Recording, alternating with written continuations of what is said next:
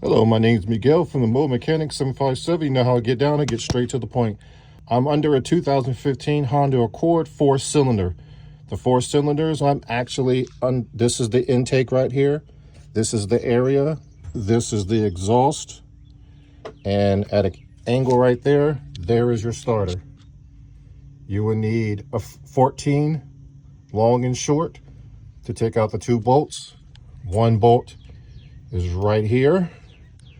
The other bolt is sitting way up on top. It's very hard to see. See if I can get it all the way up there. And there is the bolt sitting right up there behind this black wire. It takes a 12 to get the power wire off, and then you just press the tab to get this wire off.